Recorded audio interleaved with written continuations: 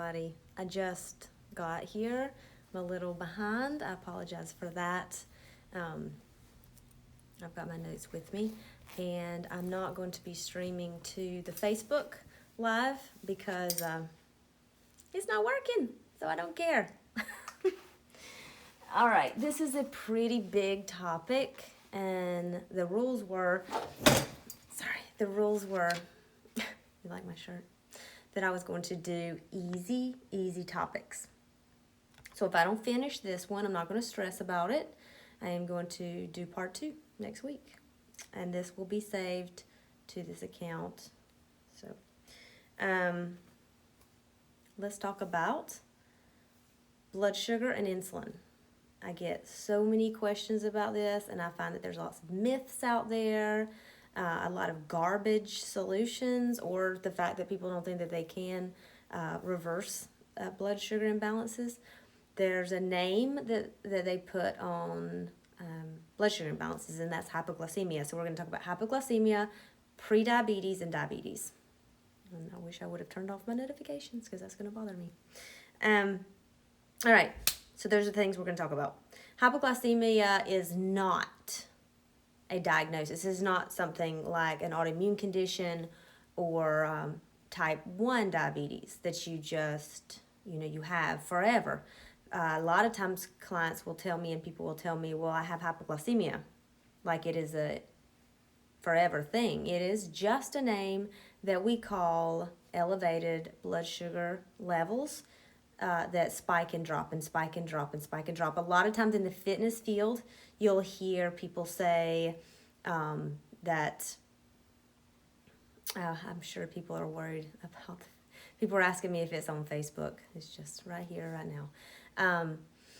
So a lot of people start to work out, and then they will bonk. They will pass out, they'll get sweaty, lightheaded, nauseous when they wake up, and people will say, you need to have some sugar, you need to have some orange juice or some candy. Always keep candy on hand. And I've had a lot of friends that told me that this is what their physicians told them. And back in the day, I definitely, when I was young, I definitely had blood sugar imbalances, so I would keep candy on me all the time, and I would constantly be popping just the biggest bunch of junk, so I OD'd on sugar all the time, because if I didn't have it, then my blood sugar would drop, I would pass out, hit my head, and then wake up and puke on everybody, so it wasn't fun.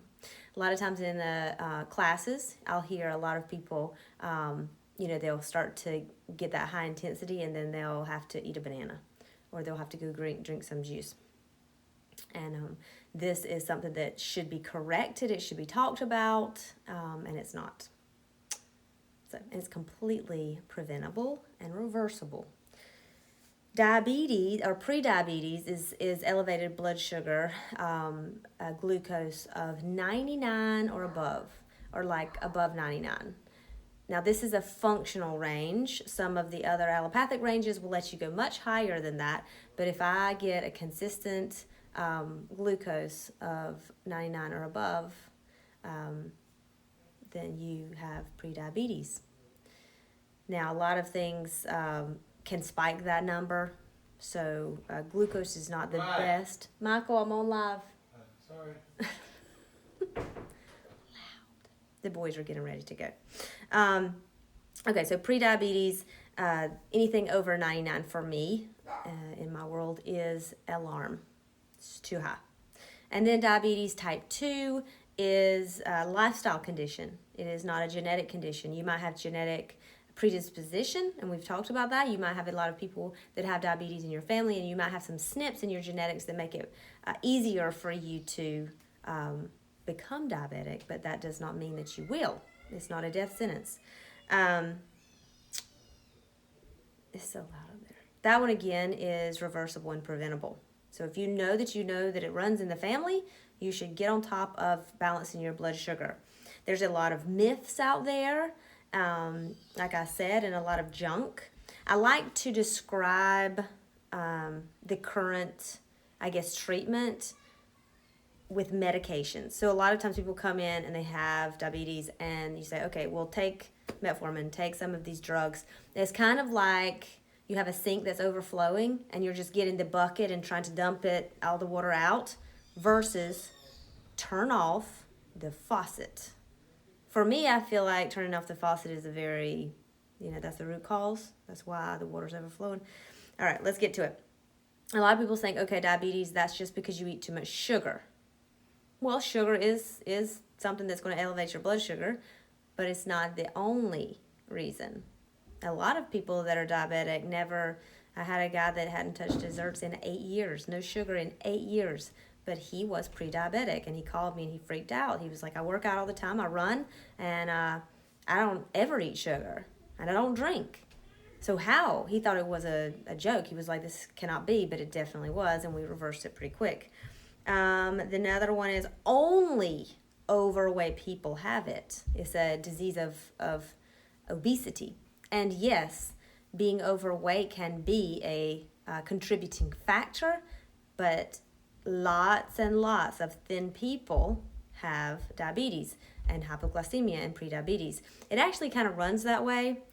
Hypoglycemia first, it's like the first condition, and then you get prediabetes, and boom, very quickly it can change over to diabetes. So it's kind of you got to catch it quick. Another one is that is genetic, and like I just explained, it is not, it's a lifestyle, not genetic condition. So let's talk about the sugar. I have these notes I made really, really fast, so it's kind of like hieroglyphics. Because my horse is not feeling well, and we had we're changing schools over and just blah, blah, blah. So studies show consistently that if you took a piece of whole wheat bread versus a Snicker bar, which one is going to elevate your blood sugar faster and keep it elevated longer? The whole wheat bread, 100%. It spikes your insulin so very fast. So if you have someone that wakes up in the morning, has whole wheat bread with some orange juice, because that is a standard American breakfast, maybe some yogurt, versus someone that woke up and had a Snicker bar. I'm not saying to eat Snicker bars, no, I'm not saying that. But I am saying that the effect on your blood sugar and your insulin is less with the Snicker bar because it has fat and some protein in it. Not a health food. I did not say eat a Snicker. But if I had a choice between whole wheat bread and a Snicker bar, I'd eat a Snicker bar. Another thing is I had just talked to one of my good friends, and she's very, very healthy. She is a coach, and she said that she was kind of concerned because it ran in her family, and that someone she knew was very healthy, very thin, and she was pre-diabetic. Thin people versus overweight people, that's not a sign of whether you're healthy or not, whether you're thin or not. Consistently, I see cardio bunnies, cardio junkies, the ones that run, triathletes, marathon runners. Number one, they're typically sucking down the goo and all the little high fructose corn syrup chewies and things that are very bad for you. That straight up equals blood sugar imbalances and diabetes. But also, you notice these individuals lack muscle. Muscle is so important, guys. It's not just, to look like the Hulk and to lift heavy things. It is metabolically active tissue. That means it has a purpose. Of course, it does a lot of things, but let's just talk about the fact that it sucks glucose out of the bloodstream. Your muscles are always sucking and using the glucose. So if you eat something, say some chocolate or some tequila, then your muscles are always soaking it up. So the more muscle you have, the more cheats you can get away with, we'll say. So thin people that run all the time, no, that is not considered, free reign to go eat a bunch of stuff. A lot of times it will lead to insulin resistance. So insulin resistance goes hand in hand with diabetes a lot of times. It's typically a precursor. It's basically like your cells get desensitized to the insulin, kind of like the first time you ever have a glass of wine, you're going to be drunk off your butt. But then, years later, 3 boys later, after you have, I'm still sensitive to it, but You know what I mean. It takes a lot more alcohol to get you drunk, so it takes a lot more insulin for the cells to respond, and insulin at too high of a level is toxic to the body. Okay, what are these conditions caused by? They're caused by poor diet. Overweight, obesity is a contributing factor. Hormonal dysregulation, stress. So again, you could eat really, really well and be stressing your face off every single day, and you have metabolic condition. I don't know how many times I have seen people that eat wonderful and work out wonderful, and they stress their face off. A lot of times that leads to sleep deprivation. So stress and sleep deprivation go hand in hand, and those are two contributing factors. One of the quickest ways to gain weight / dysregulate your blood sugar and your insulin is lack of sleep. Go to sleep, especially if you're working out hard. Another one is certain medications. Don't ask me which ones. I'm not a medication expert. And toxin exposure. So research and stay away from toxic exposure. Most of the information out there is crap. You're going to go in there and you're going to, I think some of the drinks, it's not Ensure, but it's another little ready-to-drink thing. It's just garbage. It's vegetable and sugar and just complete, I don't know where they get their science, but the way to reverse and prevent, I'm going to throw some things out there. Like I said, I will try to put this into notes that you can download off of or get off of Evolve. Maybe Melissa can figure out how to do that. I don't know. Number 1, decrease your carbohydrates. Especially grains, guys. Those things can spike your blood sugar like crazy. Be careful with the grains. And I said lower. I didn't say eliminate. I said lower. Increase your healthy fats. So the fat and the protein over here on this side is helpful, very, very beneficial. Okay, the fattier cuts of meat actually are better.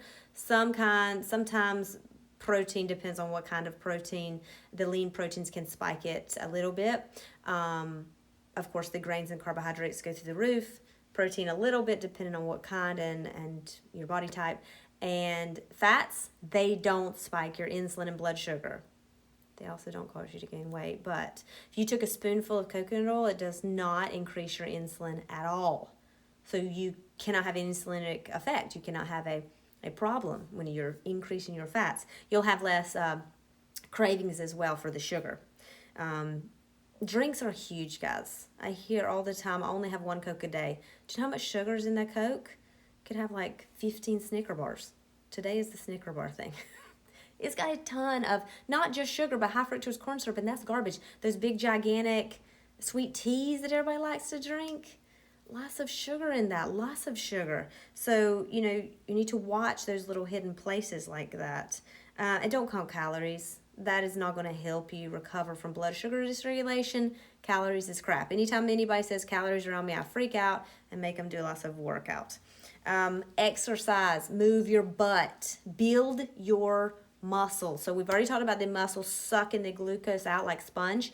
But then also exercise will drive down your blood sugar, okay? And in people that have blood sugar dysregulation, that'll cause them to crash, and then they'll bonk. But people that have regulated blood sugar, they have really healthy diet, good sleep, all those things, then you totally, for me, I have fat, protein, and some green juice and coffee. That's basically what I eat in the morning. And so I'm exercising with just fat and protein in my body, and I do not bonk, and I will kill it. The high intensity interval training, the more you push it up, the more the insulin will drop and the blood sugar will drop. So I don't have any kind of insulinic effect with my exercise, but you need to start moving, start slowly, and know that if you start to get that shaky, sweaty, heart palpitation, passing out type of feel, it could be your blood sugar. It could be. Also, limit your alcohol. I said limit your alcohol. I didn't say cut it completely out. There are ways around that. As long as you are wise with it, drink the right kinds of alcohol. The things like tequila and vodka, wine, those are better than the grain alcohols. So like beer very, very quick to spike your blood sugar. Feed your gut bugs. There's massive amounts of data on how your microbiome interacts with your blood sugar and how a dysbiosis or unbalanced, sorry, my hair's itching my face. I think I've got hay up my nose. Feed your gut bugs. Eat fermented foods, take probiotics, very, very good. And then there's like a little hacky thing that you can do. Like I said, limit your alcohol and limit your sugar and your carbs. But if you're gonna, say for example, you're gonna have a refeed. So you come in, you're gonna have like butter chicken and sweet potatoes, bunch of sweet potatoes, and you might have some wine with that. Now that's a carbohydrate-rich meal, even though there's fat and protein in it, lots of fat, and then the alcohol. So the hack would be something called, what is it called? It's a GDA. All these abbreviations. GDA, glucose disposal agent. Sounds like a superhero. And these are these kind of things I've talked about before. I almost went to grab, mine's called Medicaps. It's things like chromium, bitter melon extract. There's a few other ones, berberine, cinnamon. These things help your body, like it said, dispose of excess glucose. So if you know you're going to have a carbohydrate-rich meal, you can take these, in the form of, you can have food or tea or very concentrated. I take very concentrated capsules if I know I'm going to have alcohol. Or, a lot of times I refeed, my blood sugar is fine. But until I got to that phase where I'm at now, I used to take chromium 3 times a day, 200 micrograms. And I used to do the bitter melon extract, Ceylon cinnamon. A lot of times I use essential oils with that because it was very concentrated. But you can find these agents and they can help you balance your blood sugar until you can do it yourself. Intermittent fasting is a fantastic way to clear out your blood sugar and stabilize it. But caution, if you are right there where you're hypoglycemic and you're having blood sugar issues, I do not recommend not eating because you will have one of these issues. I do recommend having a supported fast. So like I said, something where you take fat in every, maybe hour to an hour and a half. Having fat like ghee in bone broth, that's a supported type of fast. But you need to be wise when you do this because you don't want to cause more dysregulation. Dropping your blood sugar really, really fast and spiking it is very hard on your brain. It can lead to all these elevated blood sugar can lead to what they call type 3 diabetes, and that's dementia, Alzheimer's, all that stuff with the brain. What else is there? And I can't stress enough with the fat. There's tons of, and when I say healthy fats, I'm not talking about hydrogenated oils, the vegetable oils, the canola oil. Canola? Yeah. Any of that. Soybean oil, that's gross. None of that is healthy. I mean ghee, butter, lard, tallow, avocado oil, avocados, omega-3s. I like to use the acronym SMASH. The topic today is acronyms and Snicker bars. It's sardines, mackerel, anchovies, salmon, and herring. Smash, like Hulk smash. That's your omega-3s. These are really, really good, very anti-inflammatory. So I'm trying to see. Remember the numbers I threw out there. Pre-diabetes, anything over 99. One of the things that I like to talk to people about is continuous blood sugar monitors. You've seen some of the doctors have these little discs that are literally like it's implanted in you. It's like a little shot. I was trying to figure out how that would even stay on me in my lifestyle, but it goes on your arm here or here, I can't remember, and it continuously monitors your blood sugar. So if you're somebody that's kind of like, Mindy, I have tried all these things. I eat fat.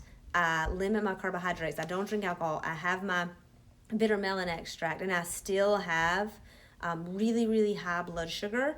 Then you might look into getting one of these monitors because everybody is different. And anything, because again, the leaky gut stress connection, mind body, that has a lot to do with it. So if you have some kind of built-in response to green beans, for example, they're not high in carbohydrates, they're fine. But your body personally might spike when you eat green beans versus somebody else not at all. Okay, so when you get to the veg and the fruits and the things like that, sometimes your body can have a reaction to these things. And remember that everybody is different. So just because your sister, your brother, your best friend eats all these things and doesn't have a problem, it doesn't mean that you're not going to have a problem. It also doesn't mean that you're broken if you have a problem. Okay, I used to be a freaking hot mess all the time. People used to think that I passed out at University of Georgia football games and I had nothing to drink, no alcohol. But it was a big scene multiple times. I pass out, wake up, barf on everybody. Anyway, so that being said, I like to share some of these little tidbits because I used to think that getting Skittles and having Mountain Dew and having orange juice on hand in my backpack was always what I was supposed to do because it helped me, but it would spike and then drop and then spike and then drop. So I felt crap all the time, always, shaky, nervous system, brain fog. I don't know how I passed school. And then another thing I want to talk about is testing. If you're not testing, you're guessing. So a lot of times in the fitness field, we think that we're super healthy. And I hear people all the time, oh man, she or he is so healthy because he or she ran a 5K or they teach class. I worked most of my life with a lot of instructors and personal trainers that are so unhealthy. Oh my goodness. But everybody thinks that since they can do a step class or whatever, then they're healthy. That is not true. You need to test just to see where you personally are at. The glucose test, it's okay, but like I said, stress, sleep, what you had the night before to eat has a lot to do with even fasting glucose. So the best measure is hemoglobin A1C. So looking at that and making sure it's on the lower end is very, very important. It's kind of like an average of your blood sugar over time. So when I give my clients blood work, I kind of glance at the glucose, but I want to see that hemoglobin A1C, so you really need to get that looked at just to see. Oftentimes triglycerides will be high as well if you have blood sugar issues. But then, yeah, it's a lifestyle thing, guys. Get your testing done. Look at how you're sleeping, how you're breathing, how you're reacting to stress.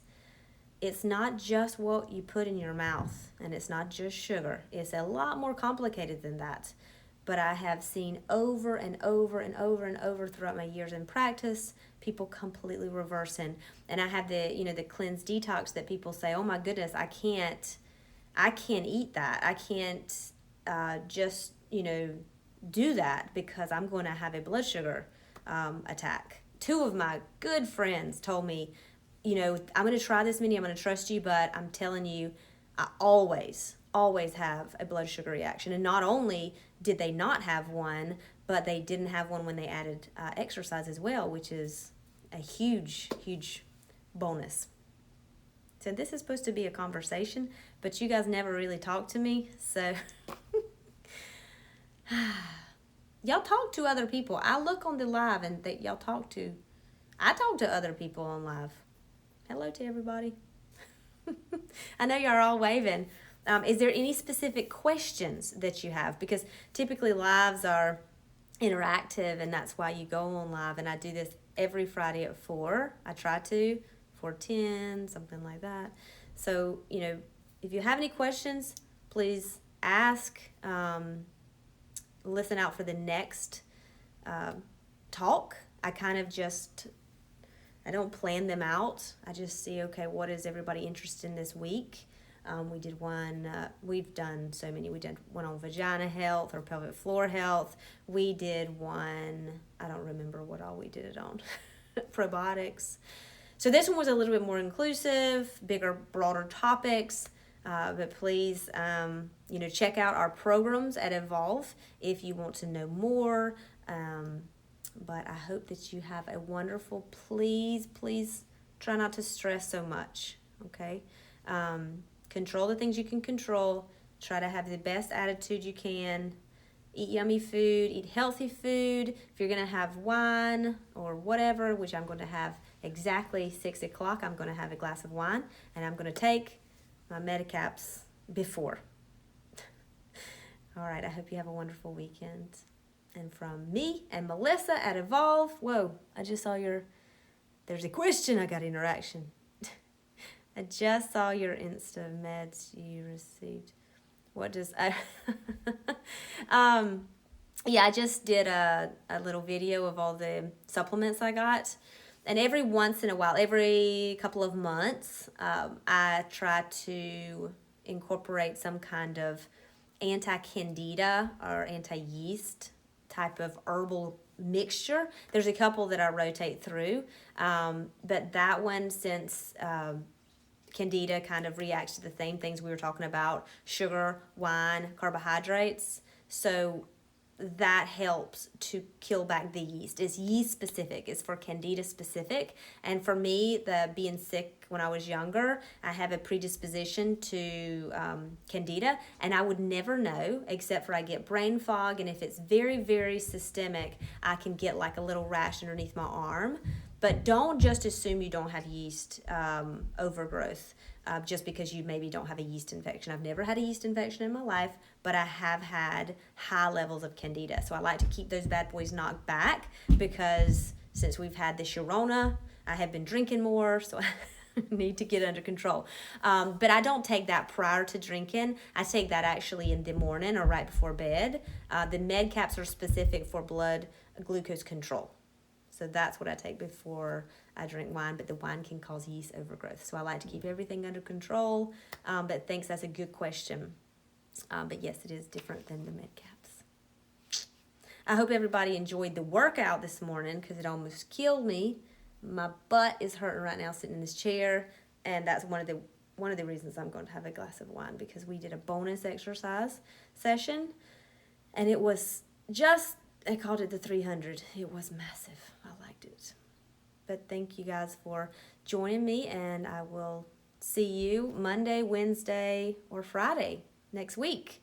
Next week is also, I'm going to be doing my cleanse personally Monday through Friday, because I've already started it. So I'm just going to do another chunk. So if you guys want to join me, I'm going to start posting a bunch of stuff about the cleanse on Monday.